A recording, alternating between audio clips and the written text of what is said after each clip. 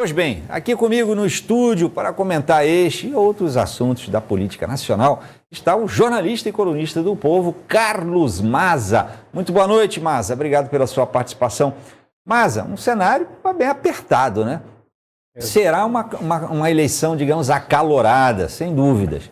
E o eleitor, Maza, está convicto em quem irá votar ou ainda está indeciso e suscetível a mudanças, hein? Primeiro, boa noite, né, Tardan? Boa noite a todo mundo que está acompanhando a gente.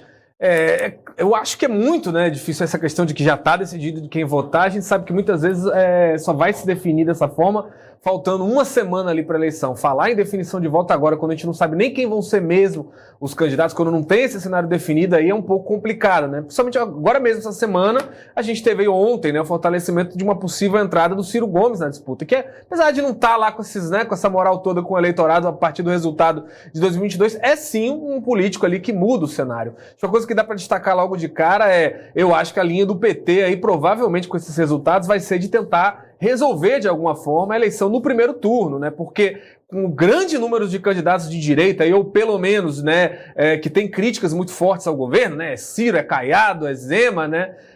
Todo mundo ali coloca ali essa coisa de que muito fortemente um candidato da direita vai crescer ali no segundo turno sem ter muita margem para outro resultado. Bem, para falar assim geralmente da pesquisa, Tardan, eu sei que é um pouco repetitivo, mas nem todo mundo que acompanha, né, está acompanhando hoje, acompanha sempre a gente, né? Então é importante frisar essa questão, né? Pesquisa eleitoral é o clichê, né? O retrato do momento, não é antecipação de resultado de eleição, ela não está dizendo que o resultado vai ser esse. O que ela diz a preço de hoje, se ocorresse hoje, a pergunta que é feita é essa, qual seria o resultado para quem votaria?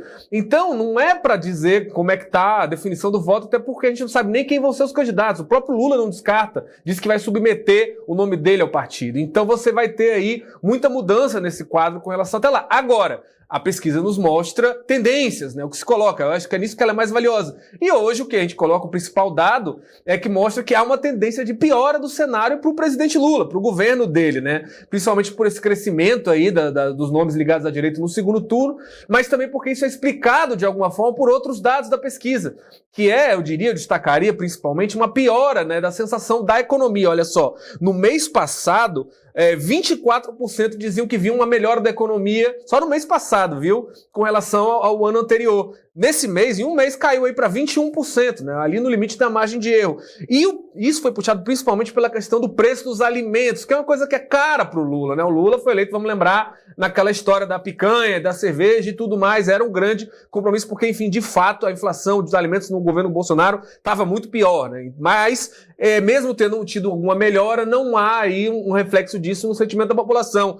No mês passado, 72%, né?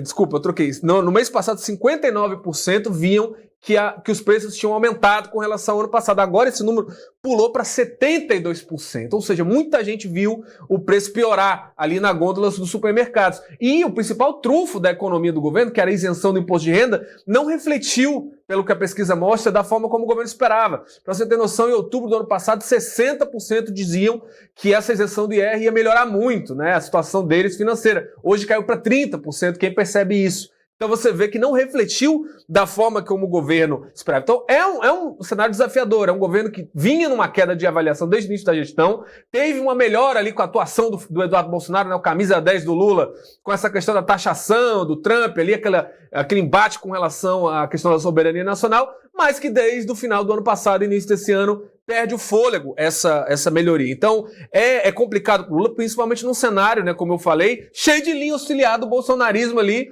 ou pelo menos gente muito crítica do governo, que vão estar na disputa, que vão estar nos debates. Então, agora, eu repito o que eu comecei falando, a gente tem um cenário muito inicial. E vamos combinar, o Flávio Bolsonaro é um candidato muito complicado. A própria direita sabe disso, tanto que está tendo uma guerra aí. Tá todo mundo vendo, Nicolas Ferreira, Eduardo Bolsonaro, todos se bicando, se chamando disso, daquilo. Jorge Saif brigando com todo mundo. Enfim, uma das questões é justamente porque alguns setores da direita acham que o Eduardo Bolsonaro, não sei o que estou dizendo, são eles, é um candidato com muita capivara ali para ser puxado. Então, hoje o resultado que ele coloca ali naquela pesquisa não pode não ser esse que vai ter durante a campanha. Vamos lembrar, ele tem muita denúncia ali de relações né, com gente ligada à milícia, não uma condenação, não há denúncia formal com relação a isso, mas coisas que circulam, questão da rachadinha, questão da loja dele de chocolate, compra de mansão com dinheiro vivo, enfim, não é um candidato que vai ter uma brisa fácil não, viu, Tardan? Eu acho que qualquer cenário que seja, vai ser bem, né, pau a pau aí, digamos, em bom português aí, simples,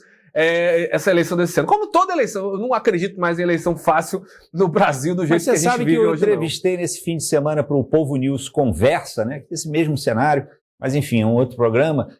Entrevistei Franciel Cruz, que a gente chama de o profeta baiano. E o Franciel avalia que este ano... Gosto muito do Franciel, sempre acompanho ele nas redes. Você acompanha? Eu adoro ele, figura. Uma figura ótima.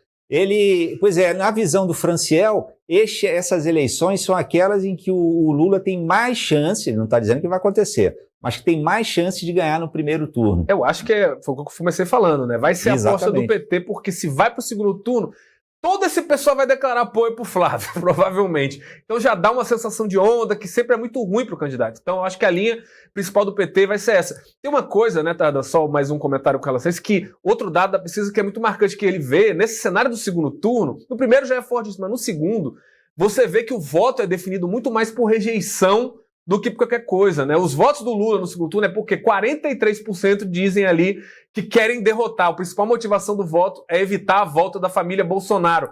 E do Flávio, 42% dizem ali, ou seja, pau a pau, né? Na dentro da margem de erro estão empatados, podem estar um à frente do outro, querem evitar a permanência do PT. Então, nesse cenário aí, fica uma margem muito pequena para disputar voto. A gente vê que muita gente está votando ali por uma rejeição muito grande ao outro lado. Agora, então, como tem ali 42%, 43% na rejeição ao governo Bolsonaro, existe sim essa margem do PT aí de tentar conseguir sim vencer no primeiro turno. Não é algo que estaria totalmente descartável, não. É mais difícil para o Flávio, porque, como a gente falou, a direita está pulverizada em várias candidaturas.